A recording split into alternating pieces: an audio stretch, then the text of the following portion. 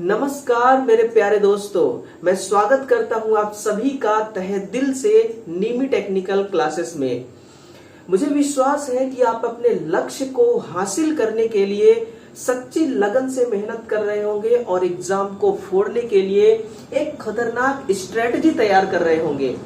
आपके एग्जाम के खातिर हम लेकर आ चुके हैं डीसी मोटर के कुछ मोस्ट इंपोर्टेंट क्वेश्चंस। आज है 27 जुलाई 2023 और सुबह के बज चुके हैं 8। तो चलिए अपने सेशन को स्टार्ट करते हैं। और आज के इस क्लास में दोस्तों प्रारंभिक यानी कि डीसी मोटर के स्टार्टर से रिलेटेड क्वेश्चंस आपको देखने को मिलेंगे और उसके अलावा भी कुछ क्वेश्चंस हैं जिसको आज हम सॉल्व करने वाले हैं, है ना। चलिए, ये हमारी कल वाली क्लास थी डीसी मोटर की, क्लास नंबर 5। और इससे भी पहले हमने कई सारे डीसी मोटर के क्लास ले चुके हैं, है ना। डीसी जनरेटर को कंप्लीट कर रखा है हमने, ट्रांसमिशन लाइन को कंप्लीट कर रखा है हमने, और इन सब का प्लेलिस्ट आपको मिलेगा। उस प्लेलिस्ट को आप जरूर चेक कीजिएगा और वहां से वीडियोस को देखिएगा। वो क्लास आपके लिए, आपके एग्जाम के लिए बहुत ही महत्वपूर्ण है। इस टेलीग्राम चैनल को भी ज्वाइन कीजिएगा पीडीएफ प्राप्त करने के लिए, है ना। अपने आज के इस प्यारे से सेशन को स्टार्ट करते हैं एक रियलिटी, एक हकीकत से भरा एक मोटिवेशन लाइन से कि कल की करनी कल पर क्यों छोड़ दूं, कल की करनी कल पर क्यों छोड़ दूं, मेरा वक्त आने वाला है, उसे 2 पल के आलस के लिए मैं क्यों रोक दूं। दोस्तों, असल में देखा जाए तो कई सारे स्टूडेंट सोचते हैं कि भाई इस क्लास को मैं 1 घंटे बाद देख लूंगा, इस क्लास को मैं 2 घंटे बाद देख लूंगा, फुर्सत होने के बाद देख लूंगा, कल देख लूंगा, है ना। इस प्रकार से वो चीजों को टालते रहते हैं। या फिर कई बार ऐसे होता है कि अभी हमें नींद आ रही है, हम सो के जगेंगे तब पढ़ लेंगे इस क्लास को। लेकिन मेरे भाई एक बात आप बताइए कि आप कितने घंटे सोएंगे? 1 घंटे, 2 घंटे, 5 घंटे, 10 घंटे, इससे ज्यादा तो नहीं सोएंगे। और जब सोने के बाद जब आप जगेंगे तो जो सोच करके आपने सोया है ना, सोने के बाद जब आप जगेंगे वो बात आपको खलेगी, वो बात आपको चुभेगी, है ना। तो आपकी ही बात जब आपको ही चुभने लगे तो ये अच्छी बात नहीं है। इसलिए किसी भी काम को कल पर मत टालिए, इस क्लास को पूरा देखिए, है ना। इस क्लास में है क्या चीज, जब आप देखेंगे तो आपको ये बातें पता चलेगी। पहला क्वेश्चन है इस क्लास का कि एक हस्तचलित डीसी मोटर के स्टार्टर में एलवीसी का कनेक्शन जो है वो सदैव कैसे किया जाता है। बड़ा प्यारा सा क्वेश्चन है। सीरीज फील्ड के समांतर में, सीरीज फील्ड के सीरीज में, शंट फील्ड के समांतर में, या फिर शंट फील्ड के सीरीज में। तो इसको हमेशा एनवीसी को सीरीज फील्ड के सीरीज में जोड़ा जाता है। ध्यान से सुनेंगे तो आप बहुत कुछ दोस्तों यहां से क्लियर कर पाएंगे। एनवीसी को कहते हैं नो वोल्ट क्वाइल, इसको कहा जाता है नो वोल्ट क्वाइल। ये जो स्टार्टर है हमारी, ये कौन सी स्टार्टर है? ये है 2 पॉइंट स्टार्टर। कौन सी स्टार्टर है? ये 2 पॉइंट स्टार्टर है। इस स्टार्टर की खासियत क्या है उसको सुनिएगा। ये स्टार्टर है। अब देखिए, कई बार क्या होता है कि जो छोटे छोटे डीसी मोटरें होती हैं उनको हम बिना स्टार्टर के ही स्टार्ट कर लेते हैं। या फिर कई बार आपने देखा होगा कि जो छोटे छोटे खिलौने होते हैं, अक्सर उनमें भी आज की जो टेक्नोलॉजी है वो डीसी मोटर का इस्तेमाल करती है। और उस डीसी मोटर को कभी आपने देखा है कि स्टार्टर लगा करके हम स्टार्ट करते हैं? नहीं ना। तो छोटी बीएचपी या छोटे वाट की जो मोटर होती है उसको हम बिना स्टार्टर के यूज कर लेते हैं। लेकिन कई बार ऐसा होता है कि हमें बड़े बीएचपी या फिर बड़े किलोवाट में जो मोटरें होती हैं उसको हमें स्टार्टर के द्वारा स्टार्ट किया जाता है। फिर ये यूं समझिए कि 3 से 5 बीएचपी की मोटर है ना, 3 से 5 बीएचपी की मोटर है, या फिर 3 से 5 किलोवाट की ये मोटर है। इसको हमें 2 पॉइंट स्टार्टर से स्टार्ट करना है। हमने क्या किया, यहाँ पर डीसी सप्लाई दिया पॉजिटिव और निगेटिव। इसके सीरीज में यहाँ पर 2 वे स्विच लगा है और यहाँ पर ये फ्यूज लगी है। हम सप्लाई डायरेक्ट मोटर को देते हैं। अब मोटर का जो आर्मेचर वाइंडिंग होता है उसमें रेजिस्टेंस की वैल्यू बहुत कम होती है, जिससे देखिए डीसी मोटर में क्या होता है ना कि इसका स्टार्टिंग टॉर्क तो बहुत हाई होता है, लेकिन इसमें स्टार्टिंग में करंट भी बहुत ज्यादा चलती है। उसी करंट को हमें रोकना है इस आर्मेचर वाइंडिंग के सीरीज में इस वाले रेजिस्टेंस को लगा करके। तो हमें कैसे रोकना होगा? हमने क्या किया, ये है इसका आर्मेचर वाइंडिंग। ये क्या है? इसका आर्मेचर वाइंडिंग। अगर मैं A1 और A2 लिख दिया तो आप समझिए आर्मेचर वाइंडिंग है ना। आर्मेचर वाइंडिंग के सीरीज में हमने क्या लगा दिया, NVC। ये NVC एक्चुअल में करती क्या है, ये इलेक्ट्रोमैग्नेट जनरेट करती है, यानी कि विद्युत चुंबक जनरेट करती है ना। विद्युत चुंबक क्या करती है, बनाए रखती है। हमने क्या किया कि एक स्टार्टर लगा दिया है ना। ये क्या है आपका, ये है हैंडल। ये क्या है, ये है हैंडल, या फिर आप समझने के लिए प्लंजर भी कह सकते हैं। ये हैंडल है। अब हैंडल अभी ऑफ की पोजीशन में है, आप यहाँ पर देख पा रहे होंगे ऑफ की पोजीशन में है। इसका मतलब कि आर्मेचर वाइंडिंग में अभी ये रेजिस्टेंस जुड़ा हुआ नहीं है। हम क्या करेंगे, हैंडल को उठा करके ना इस स्टार्ट वाले पॉइंट पर ले आएंगे। स्टार्ट वाले पॉइंट पर जब ले आएंगे तो फिर देखिए, अगर देखा जाए 1 2 3 4 5 है ना, ये 5 ओम, यूं समझिए कि ये 5 ओम का रेजिस्टेंस है और 1 ओम का आपका आर्मेचर वाइंडिंग है। तो आर्मेचर वाइंडिंग में टोटल 6 ओम का रेजिस्टेंस ऐड हो गया। कितने ओम का, 6 ओम का रेजिस्टेंस ऐड हो गया। अब स्टार्टिंग में जो करंट चलेगी वो करंट मतलब वो ये रेजिस्टेंस उस करंट को कंट्रोल कर लेगी, है ना। तो जब हम इसको धीरे धीरे खिसकाते जाएंगे इधर, इसका मतलब होता है कि आर्मेचर वाइंडिंग में ये जो रेजिस्टेंस है ये कम होता जा रहा है, ठीक है। फिर एक टाइम ऐसा आएगा जब हम क्या करेंगे, इस हैंडल को उठा करके यहां पर ले आएंगे, है ना। अब कब लाएंगे, कौन सा वो पोजीशन होगा, जब मोटर में बैक ईएमएफ जनरेट हो जाएगा। जब बैक ईएमएफ क्या हो जाएगी, जनरेट हो जाएगी। अब ये बैक ईएमएफ इस स्टार्टिंग करंट को कंट्रोल करने का काम करेगी। अब इस रेजिस्टेंस का कोई काम नहीं है। रेजिस्टेंस को हम क्या कर देते हैं, इस हैंडल को, इस प्लंजर को, इस रन वाला, ये जो रन पॉइंट लिखा हुआ है यहां पर होल्ड करके रखना चाहते हैं। एक्चुअल में ये किसी पत्ती की बनी होती है, किसी ऐसे मटेरियल की बनी होती है जिसको चुंबक खींच सकता है। अब यहाँ पर इलेक्ट्रोमैग्नेट है, और इलेक्ट्रोमैग्नेट हो या फिर परमानेंट मैग्नेट हो, उसका काम होता है कि धात्विक चीजों को जकड़ के रखना। फिर इस हैंडल को ये क्या करती है, जकड़ के रखती है अपने पास में, है ना। तो बेसिकली ये जो पूरा स्टार्टर का जो स्कीम डायग्राम है ना, ये 2 पॉइंट स्टार्टर का स्कीम डायग्राम है। लेकिन इसमें दोस्तों एक कमी होती है कि इसमें ओवरलोड रिले नहीं लगाई जाती है ना। तो ये इसका पूरा डिटेल्स हो गया, ये इसका पूरा डिटेल्स हो गया। अब इससे एग्जाम में दोस्तों कुछ भी क्वेश्चन आए, मुझे आप पर विश्वास है ना, आप पर पूरा ट्रस्ट है मुझे कि आप इसका आंसर बिल्कुल करेक्ट कर पाएंगे, है ना। आगे बढ़ते हैं। निम्नलिखित में से कौन सी स्टार्टर रेगुलेटर की तरह व्यवहार करती है, बताइएगा। ऑप्शन ए है कोई नहीं, बी है direct online starter, drum type starter, या फिर 3 पॉइंट स्टार्टर। कमेंट बॉक्स में जरूर आंसर दीजिएगा, है ना। क्लास को देख रहे हैं आप तो कमेंट जरूर किया करिएगा, वीडियो को लाइक भी किया करिएगा और अपने दोस्तों तक इसको शेयर भी कीजिए। ये जो आपको स्टार्टर दिखाई दे रही है ये इसका स्कीम डायग्राम है। ये क्या है, ये इस स्टार्टर का स्कीम डायग्राम है ना। 1 मिनट,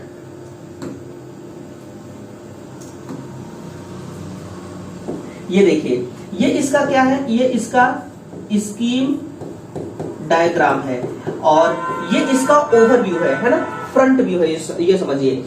निम्नलिखित में से कौन सी स्टार्टर रेगुलेटर की तरह व्यवहार करती है, ये है ड्रम टाइप स्टार्टर। इसका आकार आप देख पा रहे होंगे पूरा ड्रम के जैसा दिखाई दे रहा है ना, ये ड्रम के जैसे खड़ी है। इसके वर्किंग प्रिंसिपल को थोड़ा सा समझते हैं, क्या होता है, ये काम कैसे करती है। देखिए इसमें क्या होता है कि ये एक तो ड्रम टाइप का स्टार्टर है, जैसा कि मैंने आपको बताया कि डीसी मोटर का स्टार्टिंग टॉर्क बहुत ज्यादा होता है, स्टार्टिंग करंट बहुत अधिक होती है। उसी स्टार्टिंग करंट को कंट्रोल करने के लिए हम स्टार्टर का प्रयोग करते हैं, ठीक है। इस स्टार्टर में क्या होता है, ये जो आपको ब्लू कलर के दिखाई दे रहे हैं ना, ये क्या है, सेगमेंट है। ये सब क्या है, ये है सब सेगमेंट। ये क्या है, सेगमेंट है। ये किस प्रकार के सेगमेंट है, ये है आपके इंसुलेटेड सेगमेंट। ये कैसे है, इंसुलेटेड सेगमेंट है। अब इंसुलेटेड सेगमेंट हम क्यों इसको बनाते हैं, क्योंकि आपने देखा होगा कि जो सिंपल स्टार्टर होते हैं उसमें हैंडल लगा होता है।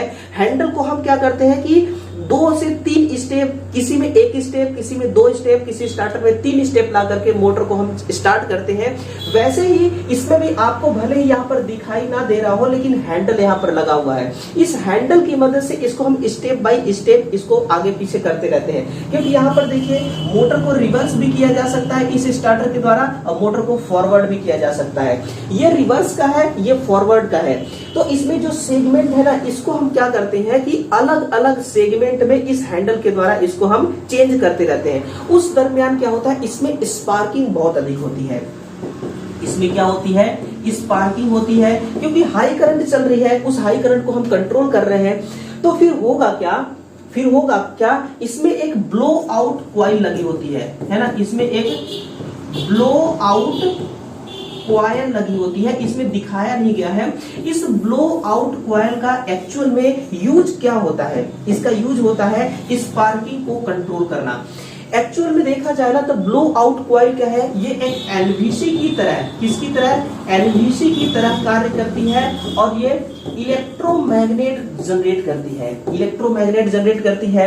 यानी कि ये जो हमारी विद्युत चुंबक है, देखिए N और S होगी, इस विद्युत चुंबक में विद्युतीय रेखाएं भी होंगी। वो विद्युतीय रेखाएं क्या करती हैं, यहाँ पर जो हॉरिजॉन्टल आर्क बनता है, यहाँ पर ये जो हॉरिजॉन्टल आर्क बनती है ना, मतलब लंबवत आर्क बनती है, इस लंबवत आर्क के लंबवत ही इसकी मैग्नेटिक लाइंस होती हैं, और वही मैग्नेटिक लाइंस क्या करती हैं, इस आर्क को बुझाती है ना, क्या करती हैं, वो आर्क को बुझाती हैं। अगर इसका वर्किंग प्रिंसिपल नहीं समझ में आया तो वीडियो को रोक कर देख सकते हैं आप, है ना, वीडियो को रोकिए और जरूर देखेगा। ये इसका ओवरव्यू मैंने आपको दिखा दिया, ताकि स्कीम डायग्राम को जब आप देखेंगे, और फिर आप इस स्कीम डायग्राम को देखने के बाद जब आप इसके रियल में जिस प्रकार से ये दिखता है उस स्टार्टर को देखेंगे तो थोड़ा सा कंफ्यूज भी हो सकते हैं ना, इसलिए मैंने इसको भी आपको दिखा दिया। ठीक है, ओवरलोड रिले किस स्टार्टर का भाग नहीं है, कमेंट करके बताइएगा, क्या वो 2 पॉइंट स्टार्टर है, 3 पॉइंट स्टार्टर है, या फिर ये 4 पॉइंट या 1 पॉइंट स्टार्टर है ना। तो ये 2 पॉइंट स्टार्टर है। इस 2 पॉइंट स्टार्टर इस 2 पॉइंट स्टार्टर में एक नुक्स भी होता है। वो नुक्स मैं आपको बता रहा हूं कि देखिए ये क्या है, हमारी OLR है, ये क्या है, OLR है। इसमें इस प्रकार से वाइंडिंग्स लपेटी होंगी, है ना, ऐसे इसमें क्या होती है, वाइंडिंग्स लपेटी होती है, और यहाँ पर एक एनवीसी लगी होती है। ये हमारी क्या है, ये है एनवीसी। इस एनवीसी में इस प्रकार से कॉइल लपेटी जाती है, ये है हमारी एनवीसी। अब इसमें देखिए हमने क्या किया, यहां से फेज निकाल दिया, ठीक है, और यहां से मतलब कि यहाँ पर प्लस तार, यहाँ पर डीसी की माइनस तार चलेगी। अब यहीं पर क्या होता है, एक प्लंजर लगी होती है, जस्ट यहीं पर एक क्या होती है, इस प्रकार से ये प्लंजर, ये क्या है, आपकी एनवीसी है, और ये है आपका OLR। हम कैसे इसके वर्किंग प्रिंसिपल को आसानी से समझते हैं, मैं वो कोशिश करता हूं आपको समझाने की। ये OLR है, ये एनवीसी है, और इसी OLR पर ये क्वेश्चन आधारित है। जैसे ही सप्लाई जाती है, OLR को हमेशा आर्मेचर के सीरीज में लगाया जाता है, उसके वाइंडिंग के, ताकि जो आर्मेचर जब आपकी ओवरलोड हो उस समय आर्मेचर में मैक्सिमम करंट चलता है, और मैक्सिमम करंट, वही करंट मोटर को नुकसान पहुंचाएगी। उसी करंट को हमें रोकना है तो हम क्या करते हैं, आर्मेचर वाइंडिंग के सीरीज में ये OLR लगा देते हैं। ये मैक्सिमम करंट जब यहाँ पर चलती है तो ये मैक्सिमम करंट से क्या करता है, ये एक स्ट्रॉन्ग मैग्नेट बनाता है, यानी कि ये क्या करेगी, एक मजबूत चुंबक का निर्माण करेगी, है ना, क्या करेगी, मजबूत चुंबक का ये निर्माण करेगी। अब आपको पता है चुंबक का काम क्या है, किसी धात्विक चीजों को अपनी तरफ आकर्षित करना। ये धात्विक पत्ती है, ये क्या है, ये एक स्ट्रिप है, ये एक स्ट्रिप है। इस स्ट्रिप को ये अपनी तरफ खींच लेगी, और जैसे ही खींचेगी ये एनवीसी आपकी क्या हो जाएगी, शॉर्ट हो जाएगी, और शॉर्ट होते ही ये क्या करेगा, मैग्नेट बनाना बंद कर देगा। ये मैग्नेट बनाना बंद कर देगा। इसी मैग्नेट पर स्टार्टर का हैंडल रुका हुआ है, स्टार्टर का हैंडल होल्ड है, वो होल्ड से डिसहोल्ड हो जाएगी, और वो स्प्रिंग के जरिए वो ऑफ पोजीशन में चली जाएगी। तो ये जो सुविधा है ना, ये सुविधा आपकी 2 पॉइंट स्टार्टर में नहीं दिया गया है ना, 2 पॉइंट स्टार्टर में नहीं दिया गया है। और इसके पीछे का एक ही रीजन है मेरे भाई, कि 2 पॉइंट स्टार्टर के मतलब कि डीसी सीरीज मोटर, उसको हम नो लोड में स्टार्ट नहीं करते हैं, बस यही एक कारण है, बस क्या है, यही एक रीजन है ना। चलिए, अगर क्लास अच्छी लग रही हो, कंटेंट बेस्ट लग रहा हो, तो वीडियो को जरूर एक लाइक दीजिएगा और वीडियो को अपने ग्रुप में खूब फैलाइए। वीडियो को अपने ग्रुप में शेयर जरूर कीजिएगा, चैनल को भी सब्सक्राइब करके रखिएगा, ठीक है ना। बाकी सारी चीजें आपको पता है, सारा चीज आपको मालूम है। ओवरलोड कॉइल का प्रतिरोध मान कैसा होना चाहिए, तो ये कैसा होना चाहिए, निम्न होना चाहिए। अगर ओवरलोड का जो कॉइल है इसका रेजिस्टेंस अधिक होगा तो आर्मेचर करंट में जो एक्स्ट्रा लोड चल रही है वो लोड क्या होगी, वो एक्स्ट्रा करंट इसके माध्यम से, इस कॉइल के माध्यम से फ्लो नहीं हो पाएगी। और जब तक इस कॉइल में वो करंट फ्लो नहीं होगी, मोटर को सेफ्टी नहीं मिलेगा। इसलिए जरूरी है।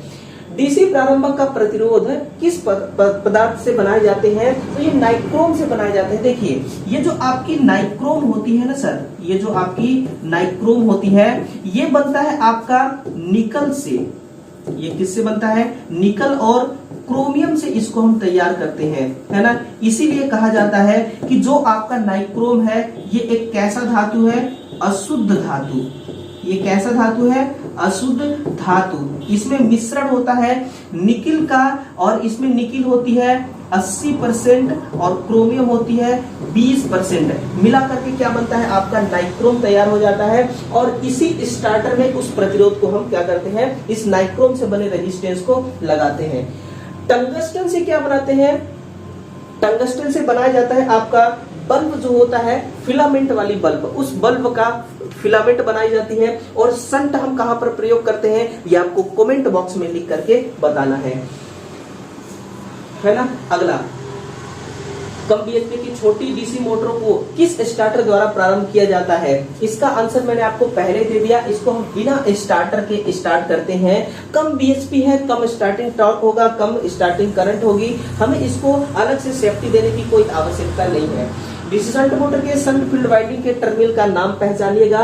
तो शंट फील्ड वाइंडिंग जो होता है ना, देखिएगा, शंट फील्ड वाइंडिंग हमेशा पतले तार से की जाती है और फिर इसके टर्न्स की संख्या जो होते हैं ना, बहुत अधिक होते हैं। यदि आपके पास इस प्रकार से कुछ कॉइल्स दे दिया जाए और आपको पहचानने के लिए बोला जाए कि भाई इसमें से बताइएगा कि इसमें से शंट फील्ड वाइंडिंग कौन है, तो आप ना बड़े आसानी से बता दीजिएगा कि जिसमें टर्न्स सबसे ज्यादा होंगे वही आपका क्या होगा, वही शंट फील्ड वाइंडिंग, और टर्न्स जिसमें सबसे कम होंगे वो सीरीज फील्ड वाइंडिंग। तो हर वाइंडिंग में देखिए 2 एंड पॉइंट होता है, इसी को हम कहते हैं, एक को E1 और एक को क्या कहते हैं, E2। और यही क्वेश्चन आपसे पूछा गया है, आंसर क्या हो जाएगा, E1 और E2 इसका करेक्ट आंसर हो जाएगा, है ना। तो कॉइल को पहचानना भी आपके लिए उतना ही जरूरी है जितना मोटर के बारे में आप जानते हैं, जानने की जिज्ञासा रखते हैं। देखिए, कई बार क्या होता है, आप चीजों को पढ़ लेते हैं थ्योरेटिकल रूप से, लेकिन प्रैक्टिकल जब वही हूबहू चीजें आती है आपके सामने तो थोड़ा सा कंफ्यूजन होता है ना, ये सच्चाई है। और जब आप किसी प्लांट में, किसी कारखाने में टेक्नीशियन के रूप में, या फिर यूपीपीसीएल हो, ऑर्डिनेंस फैक्ट्री हो, सेल हो, या फिर इसरो डीआरडीओ हो, डीएमआरसी हो, कहीं पर भी आप अगर आप टेक्नीशियन के रूप में सिलेक्शन लेते हैं तो वहां पर आप मेंटेनेंस के रूप में काम करेंगे। और मेंटेनेंस में ही ये सारी मोटर, मशीनें, ट्रांसफॉर्मर, स्टार्टर, स्विच जितने भी हैं ये सब कुछ आएंगे और प्रैक्टिकली रूपों से आपको उसको हैंडल करना पड़ेगा। तो जब आप प्रैक्टिकली थोड़ा सा सीखे रहेंगे तो आपको चीजें आसान लगने लगेंगी, सही है ना। डीसी मोटर की फील्ड वाइंडिंग बार बार शॉर्ट होने का निवारण बताइए। आपकी डीसी सीरीज मोटर है, उसकी फील्ड वाइंडिंग बार बार शॉर्ट हो रही है, वजह क्या है, वजह आपको ढूंढ रहा है। क्या वो मोटर को अर्थ से जोड़े तो सही हो सकता है, नहीं।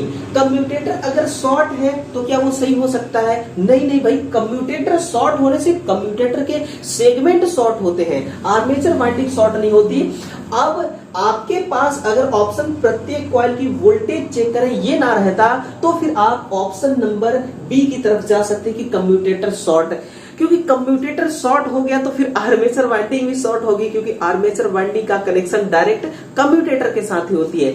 तो ऐसे क्वेश्चनों में आप ऑब्जेक्शन लगा सकते हैं, लेकिन आप यहाँ मुझसे अब क्या ऑब्जेक्शन लगाएंगे। चलिए दोनों ऑप्शन को सही आंसर कर देते हैं ना, कि कम्यूटेटर साफ करें, कम्यूटेटर साफ हो जाएगी तो उसके सेगमेंट शॉर्ट नहीं होंगे, सेगमेंट शॉर्ट नहीं होंगे तो आर्मेचर कॉइल शॉर्ट नहीं होगी। या फिर प्रत्येक कॉइल की वोल्टेज चेक कीजिए, कहीं ओवर वोल्टेज तो नहीं है।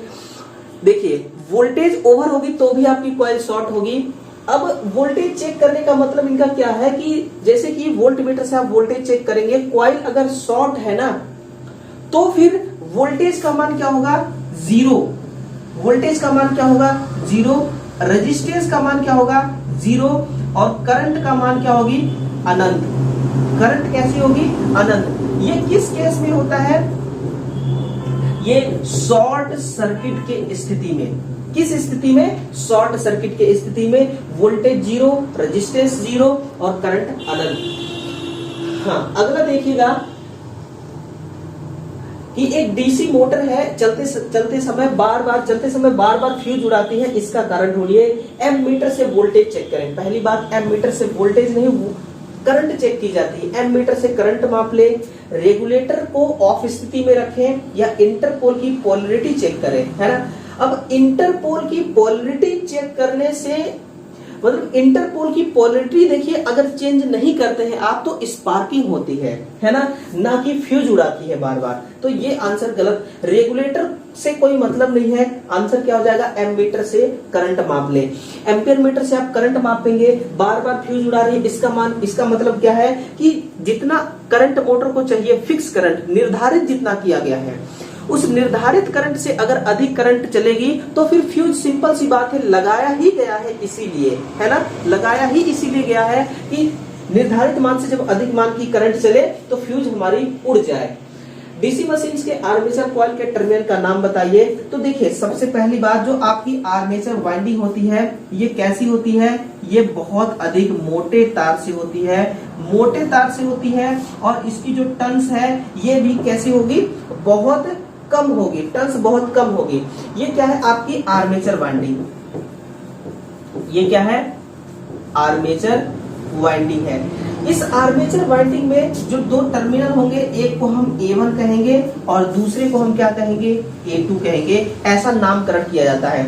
अच्छा, नामकरण क्यों किया जाता है वाइंडिंग्स का? तो नामकरण करने के पीछे का एक रीजन है कि भाई जब आप मोटर की रिवाइंडिंग करेंगे तो मोटर को, जैसे कि AC मोटर है तो उसका कनेक्शन हमें करना होता है ना कि स्टार में बनाना है कि डेल्टा में बनाना है। तो जब ये कॉइलों का नाम नहीं रहेगा तो आप किस कॉइल को कैसे पहचानेंगे कि कौन सी कॉइल को हमें किसके साथ में जोड़ना है? तो कैसे स्टार बना पाएंगे, कैसे डेल्टा बना पाएंगे? बना तो लेंगे लेकिन चीजें थोड़ी सी टफ हो जाएंगी। इसीलिए हम नामकरण करते हैं ताकि चीजों को आसानी से समझ में आ जाए। कई बार आपने देखा होगा कि जो मोटर की रिवाइंडिंग करता है दुकान वाला इलेक्ट्रिशियन, वो क्या करता है कि जो मोटर का कॉइल होता है इसमें क्या कर देगा कि फेरुल लगा देता है ना। A1 नाम का फेरुल यहाँ पर लगा देगा, A2 नाम का फेरुल यहाँ पर लगा देगा। मैं जब काम किया करता था टेक्नीशियन के रूप में दिल्ली में, तो मैं क्या करता था कि जब इस प्रकार की काम आती थी मेरे पास, एक होता है पावर कटर, उस पावर कटर से कट लगा दिया करता था। आर फेस की अगर वायर है तो उस पर मैं एक कट मारता था, हल्का सा कट। वाई फेज की वायर है तो उसको 2 कट मारता था, और 3 फेज की वायर है तो उसको 3 कट मारने का मतलब है निशान लगाना पावर कटर से। उसके इंसुलेशन को थोड़ा थोड़ा सा मैं उसमें कट लगा देता था। तो इस प्रकार से मैं समझ जाता था जिसमें कोई कट नहीं है वो न्यूट्रल है, जिसमें एक कट है वो आर फेस है, 2 कट वाला वाई फेस है और 3 कट वाला बी फेस है। तो अपना अपना देखिए तरीका होता है काम करने का, अपना अपना मतलब कि अपने अनुसार आप काम को आसान बना सकते हैं ना। उसी प्रकार से A1 A2 जो है ये अपने अनुसार नहीं, ये एक स्टैंडर्ड नाम रखा गया है क्योंकि ये एग्जाम में पूछा जा रहा है। इसका मतलब ये एक स्टैंडर्ड है ना, एक मानक नाम है, इसलिए आपको याद रखना है आर्मेचर का A1 और A2। आंसर इसका करेक्ट क्या है, A1 और A2, यही इसका सही नाम है ना। चलिए, इस क्लास की समाप्ति होती है दोस्तों। मुझे उम्मीद है कि आप इस क्लास को बड़े चाव और भाव से देखे होंगे, दिल लगाकर देखे होंगे, है ना। बस मैं आपकी दिल जीतने की कोशिश करता हूं हर क्लास में, हर वीडियो में, हर सेशन में। और मैं अपनी पूरी कोशिश करता हूं कि जो भी कंटेंट मैं आपके लिए बनाकर लाया हूं उस कंटेंट को मैं आप तक इतने आसान लैंग्वेज में शेयर कर सकूं कि आपको मेरा हर एक लफ्ज समझ में आ जाए। तो चलिए इस क्लास को यहीं पर समाप्त करते हैं और मिलते हैं किसी दूसरे वीडियो में। और तैयारी अच्छे से कीजिएगा, है ना। मेहनत दिल लगा के, मन लगा के कीजिएगा, क्योंकि आपके जीतने और आपके आगे बढ़ने का इंतजार आपके घर वाले भी कर रहे हैं और मैं भी कर रहा हूं और आप खुद कर रहे हैं, क्योंकि जो मेहनत कर रहा है वो भी तो चाह रहा है कि मैं आगे बढ़ूं, है ना। तो चलिए दोस्तों, आपका लगन, आपका विश्वास हमेशा आपके साथ रहेगा और अपने से छोटों को प्यार दीजिएगा, बड़ों को सम्मान दीजिएगा। इसी प्रकार से लाइफ में आगे बढ़ते रहिएगा, है ना। चलिए, तो मिलते हैं किसी नेक्स्ट सेशन में। तब तक के लिए bye bye, love you, thank you.